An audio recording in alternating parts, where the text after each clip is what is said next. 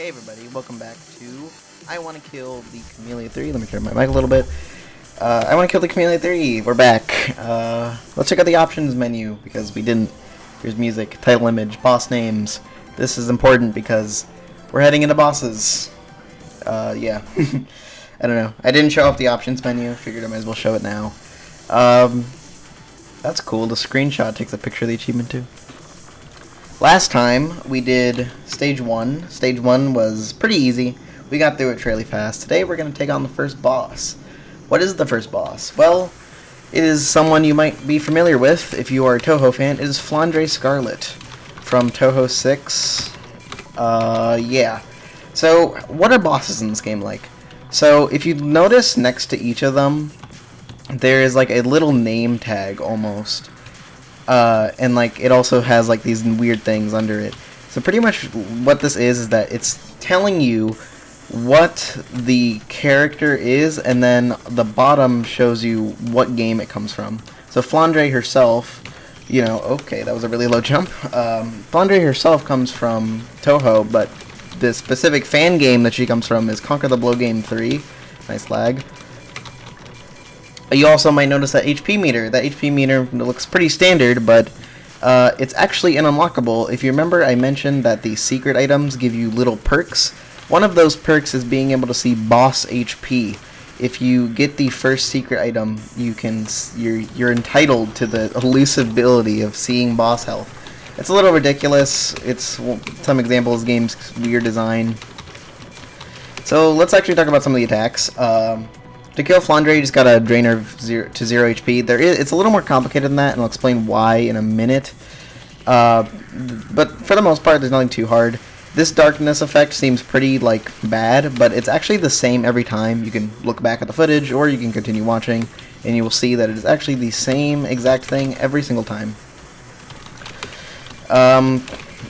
So this fight is kind of split into 3 sections. There's the beginning, there's the middle, and then there's the ending. The hardest part is the middle. It has all the hard attacks. The beginning isn't too hard, but as you can see, it's not free. Once I get a good attempt at the beginning, I'll start cutting out the footage. After that is Crazy Spike. Crazy Spike isn't too bad. The biggest thing to worry about Crazy Spike is just jumping too early. There is actually a catch of Crazy Spike. If you notice, he goes across the screen twice. The first time he goes across the screen, he always goes across the bottom. But the second time, he can either go across the bottom or he can go a little bit above that. And so the ideal strategy is when you see the flash, you do 2 jumps, and then you go under this one. So that way you can guarantee that you live. The biggest threat with Crazy Spike is the orbs. The orbs are quite annoying. Specifically the first set. She's going to shoot a second set of orbs, but this one is worse because these orbs are actually RNG. The second set of orbs will be pattern. That is a key distinction in this game. Some things are pattern, some things are completely RNG. Nice lag. Holy crap, that lag spike. Oh, and it's still going. I love lag spikes, they're really good. Oh, it's my OBS, okay. It might have actually been OBS that made a little mistake. There might be an error in the recording. Sorry if that is the case. I hope not. That'd be pretty bad. So yeah.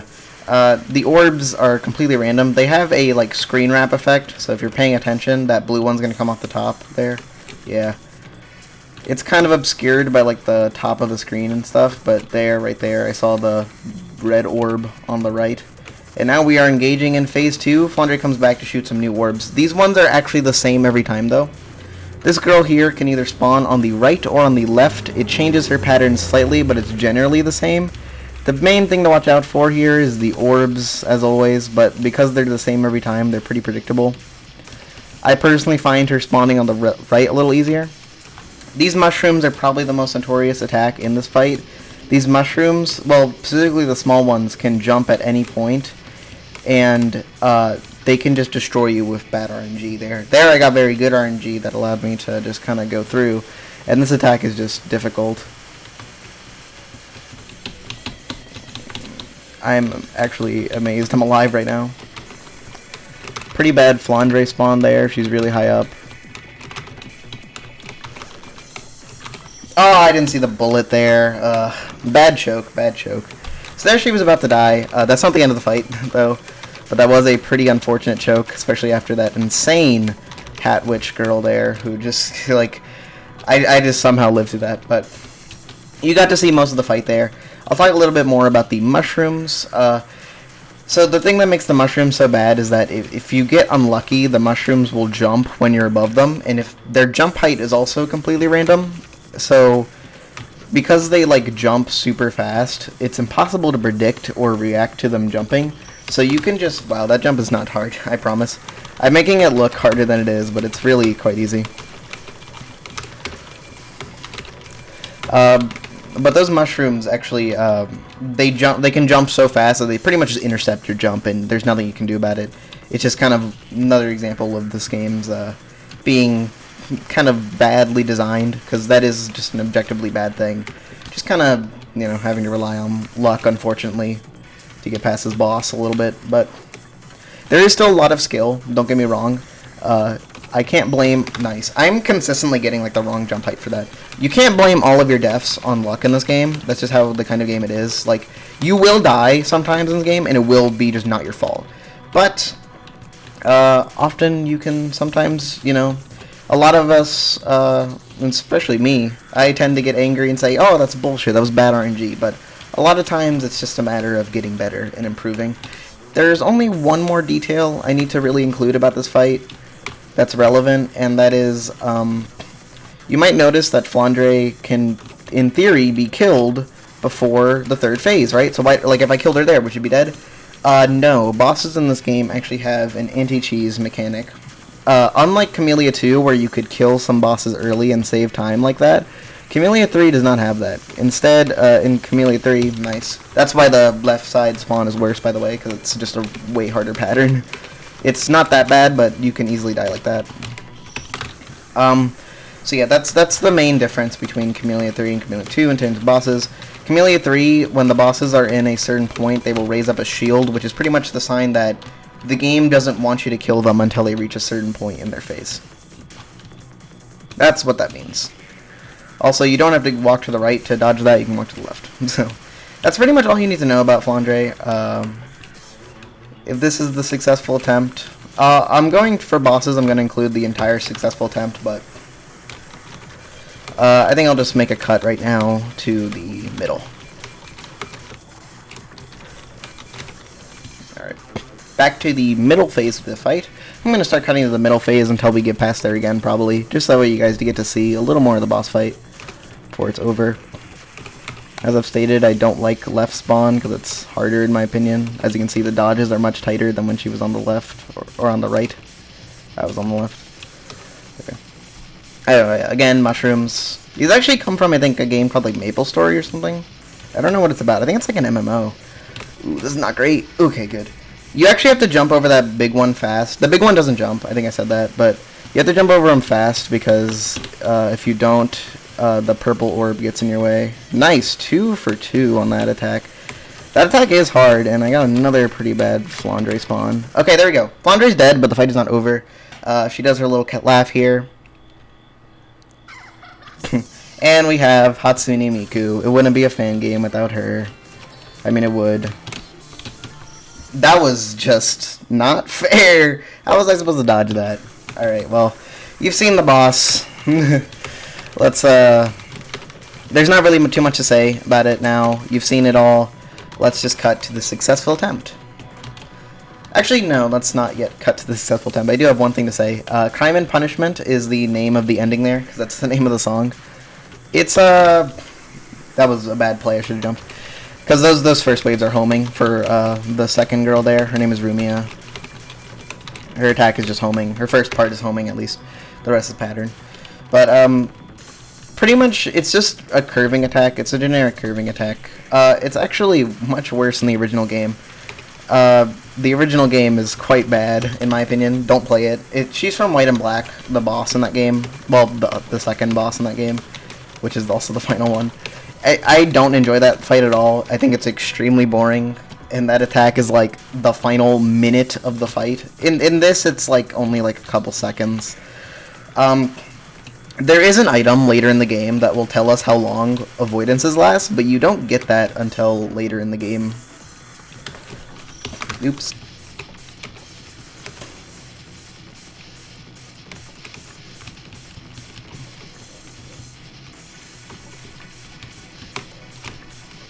Oh my god, oh my god, that was insane. If that guy didn't jump, I was dead. Also, I'm now getting a notification on the side of my computer. That's not good. I mean, it's not super distracting, but now that I pointed it out, it is distracting me. God damn, 2 for 2 on that part. That's pretty nuts.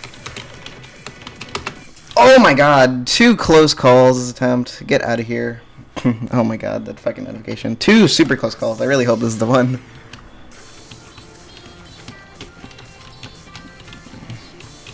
This looks pretty good. But it can turn sour anytime. Yep, there you go. That's the sourness. 2 close calls. 2 close calls, but no victory for that part, because, you know, it's usually not in your way. It's been in my way like twice now. Also, nice orb just sweeped across the screen. Oof, oof, oof, oof. Bad HP, or halfway. But to be fair, you get a lot of free shots at the end, so half health is no biggie.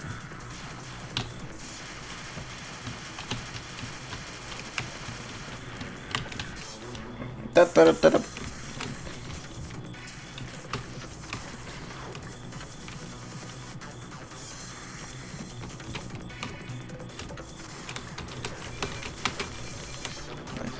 Did a good amount of damage. Ooh, and a right spawn.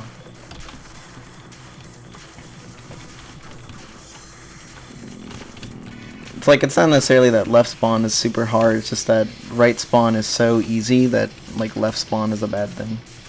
But left spawn is not super hard, it's just you'll never die on a right spawn, so it's like bad, because you can die on a left spawn. I'm getting so lucky on these mushrooms, god lord. Not that lucky. Oh my god, that was an insanely precise jump. Get off the screen, dude. You're cute, but you're also very deadly to me.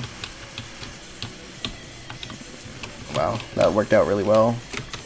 Oh, you're so high up.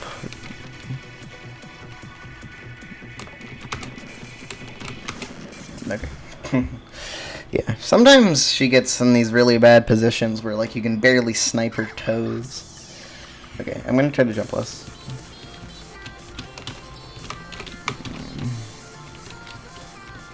Oh yeah, this is good.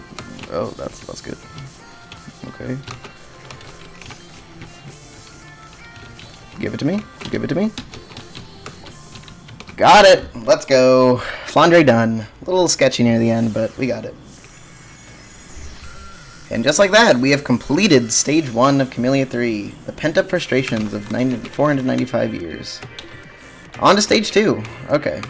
So, Stage 2, new song, new jams, new BAMs. Right off the bat, Vanished Needles. This screen is nothing special.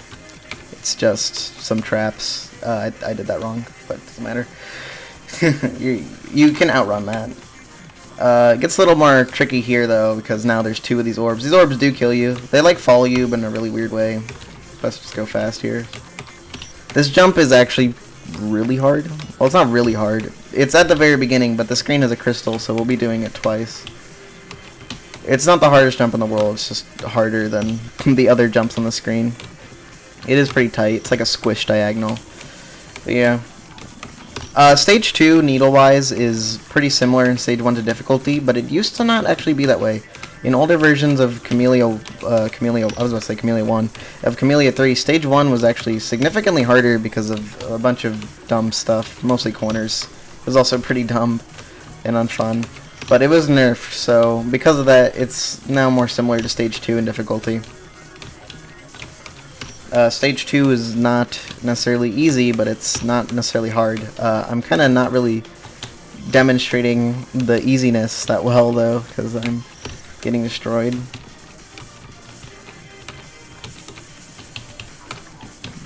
Alright. I did not trigger the crystal. Oops, this is bad. Yeah, that was bad. I did not trigger the crystal. Oops. So the crystal trigger is on the left of that block. It's just chilling there. It's not hard to activate, but when you're in a hurry because of these things, it can be harder than normal. That guy tries to sweep across the screen. In order to get the crystal, though, we can't just go across the normal route. We gotta go all the way back. And I died. Not nice. Let's not die to that, please. Oof, oof, oof, oof. Oof.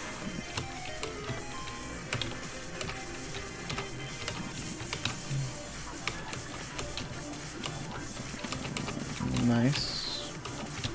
Nice.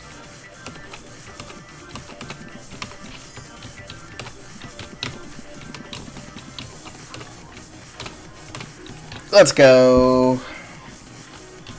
Get out of there. God, okay. Got that crystal. That is not easy. That took me 15 minutes. Which, you know, for a beginner screen, so to speak, that's a lot. It's just not easy, and it's very happy to have that done. Puyo Puyo Trap. This screen is easy again. This is probably one of the easiest like screens of Needle in the whole game, honestly. But there is a reason for that, which we'll see. First of all, there's a crystal here, but there is a reason for the easiness, and that is there's no save in this room. So yeah, every single time that you die in the second room, you get sent all the way back to the first room. This is actually a good time to bring up a certain topic. When I killed Flandre, you might have noticed that, like, I could have died after, you know, without being able to save, like, very easily if I just went AFK, for example. That's actually not the case, because Flandre and pretty much every boss in this game, there's actually an autosave feature with them. So basically, once you kill them, the game automatically saves for you. Not everything in this game has that. Okay, so this save here says bush. If you shoot it, it actually seems like it does nothing, but it actually does do something. It makes this block fake, which takes us to this place. This is the RNG Crystal. What is the RNG Crystal? It's a series of screens in which you keep holding right on the keyboard. And as you can see, it displays a percentage, and that's the percentage that you get sent to that room. I can't read these characters, but if I go to the room on the left, it'll just take me to more progress. So, what exactly are the odds that you get the crystal? Because eventually, you will get to the room with the crystal with rainbow text and stuff. Well, the odds of you getting the crystal are approximately 0.0244%. Very low. So, while the kid will be running through this tunnel for a long time while I try to get this crystal, I will not be. I will not be sitting here holding my hand on the right arrow key, and instead I have a secret weapon of mine that will make this much easier. Let me get it. Right here I have a state-of-the-art Chromebook. You've seen the advertisements. And I'm just going to leave that on the desk with the corner touching the right arrow key. I'm going to go play some Mario Maker 2. Or maybe even some 3D All-Stars. I got that game today. It's fun. I've been playing Sunshine. Love it. I'm going to do something that is not watching this. I'll be checking up on it, but eventually I'll get the crystal. And yeah, so let's just skip this waiting section, shall we?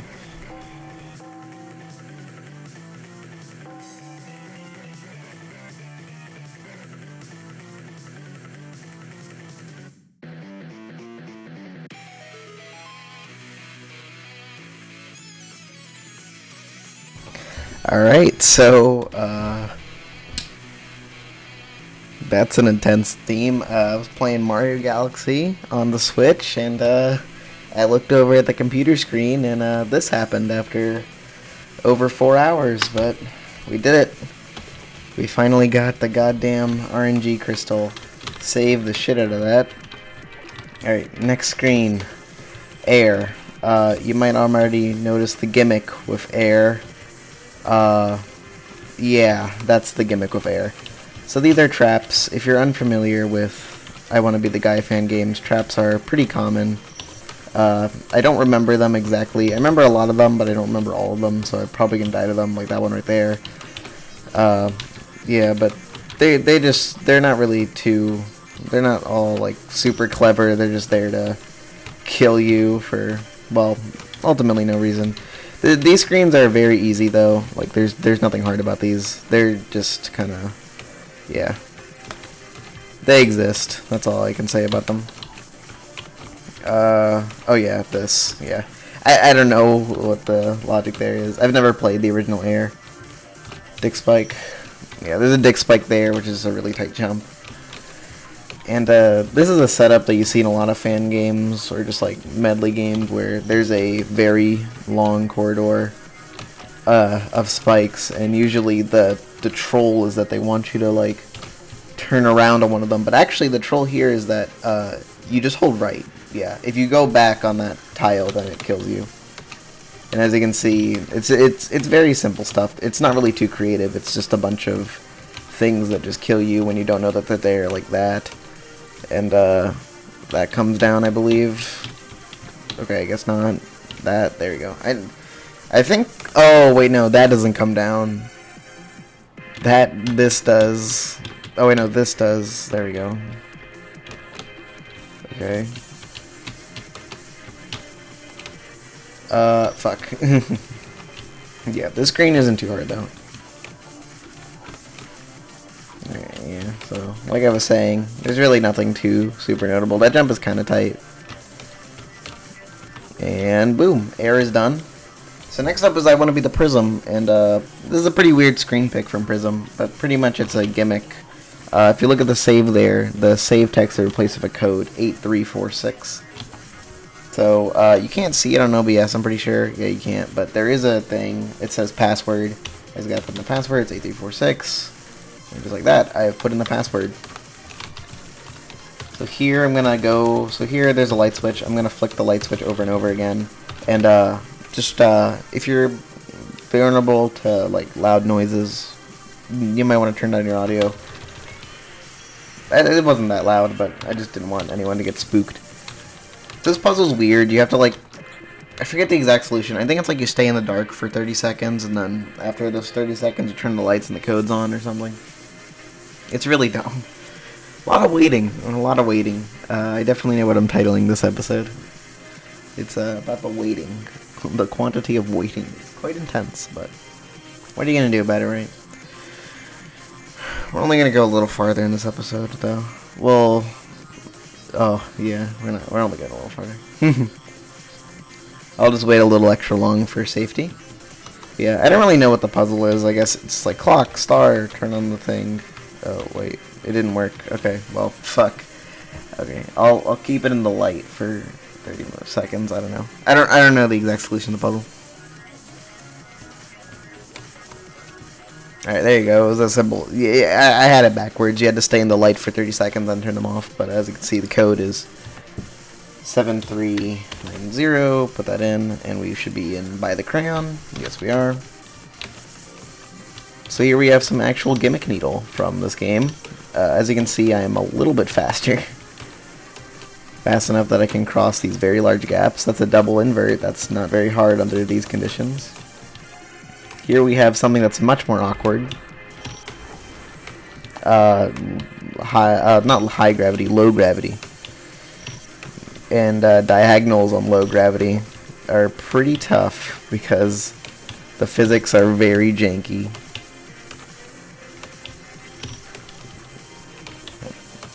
I don't even know why the screen is called By the Crayon, it just is. That save says death, don't shoot it. Here we have some vines. I don't think we've seen vines yet, but they're pretty weird. Specifically, these are high gravity. I got it backwards both times, wow. These are high gravity vines, you just climb them. Nothing too special. Here we have,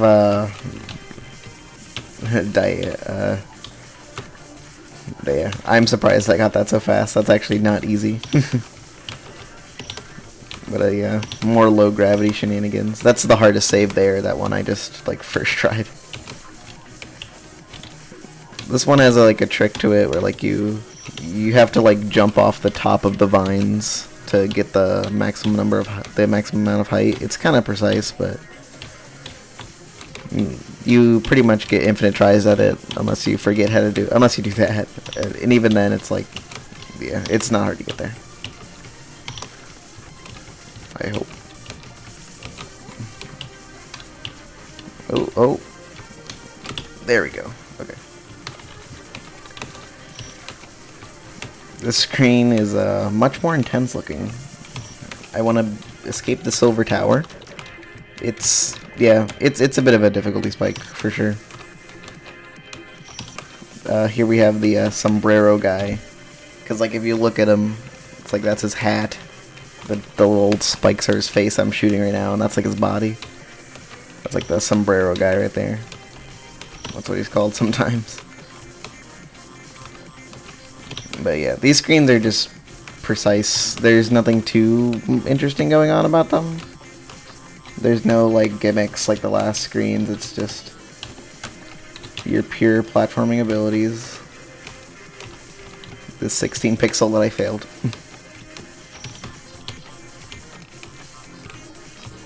Yeah, but 16 pixels aren't the easiest thing in the world, but didn't take too many tries to get that. A little long though. This jump is weird. You can like full jump through this. You can do like a really short jump, like that, but that's hard. I think I'll just go for full jump. So yeah, if you've played Kamilia 2, you might be familiar with that game because it's more popular than this one generally. Well, not more popular, but it's more like accessible because it's easier at the start and like you don't need a lot of skill to get past like the very beginning of the game. You might be familiar with that game for having really dumb traps, and Kamilia 3 isn't an exception to that, unfortunately. It also has some pretty stupid traps like that one, which are just straight up stupid. There's no reason for that trap to exist, in my opinion. It just exists for the sake of being dumb. There's also this pretty tight corridor, which is like not easy to get across. Well, yeah, it's not easy, but you can just jump over it. I don't know if that's like a dumb oversight or if that's intended, but it's for something pretty silly. The save also has a crystal. Ugh, that was stupid. I tried to like walk off, but instead of walking off, I just jumped off, which your mid-air jump does not get as much height as your normal jump. Like that's my normal jump. It gets up almost 3 blocks, but my double jump only gets up like 2. So that's the difference there.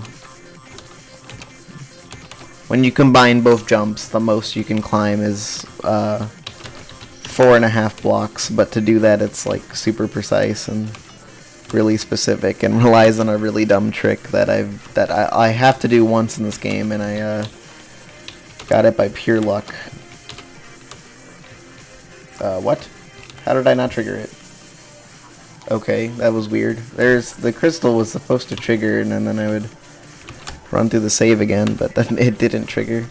I've missed, that's like the 3rd crystal trigger I've missed this Let's Play. It might just be deeper in the corner. Okay, so as it turns out, I actually did have the right idea for where the crystal is. Except I was looking in the wrong place. That was a bit of a blunder on my part, but at least we solved it. And by solved it, I mean I looked at the guide. But there you go. There is the crystal. And there's actually one more thing I want to show, because there is actually a skip for the next save. The next save is normally, you know, kind of tough, but there is actually a skip. I'm going to try it, but pretty much what the skip is that instead of going through the entire next stage as like a corner and all that stuff, some tricky jumps, you instead do a cancel jump into a 16 pixel all around this ledge. So I'm going to try it. I'll try it like one serious try. Is that actually a good line? It's not really. That is the 1, 2, 3. Yeah, this is a good line. Okay, I'm gonna try this.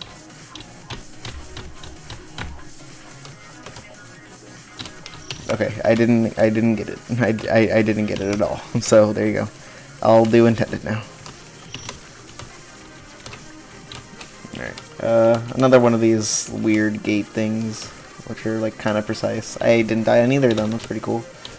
This is a pretty awkward corner, because the way you jump into it, it's like a gate into a corner.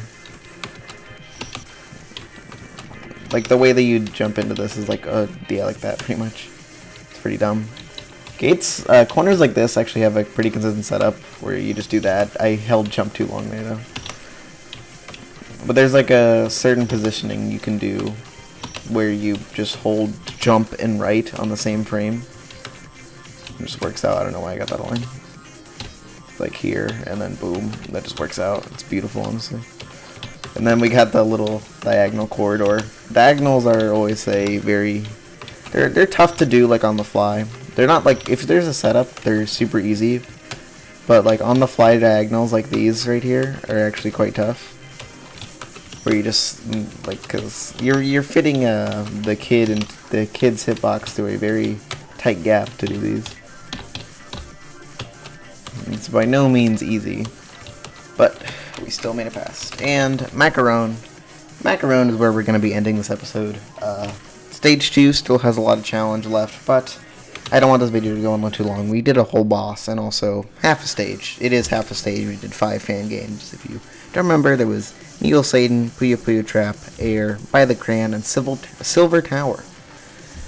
Alright, so that's how long I've been recording for. I want to mention that out of this time, I've been recording the session for 5 hours, and 4 of those hours were the RNG Crystal, so very happy that's done. But as you can see, new achievements. We didn't really get much. Flandre done, and the spider from I Want to Be the Bashi, which is a game you're probably familiar with. But that's about it. That's all we did this episode. I hope you enjoyed, and I will see you all on the next episode of I Want to Kill the Kamilia 3. Bye.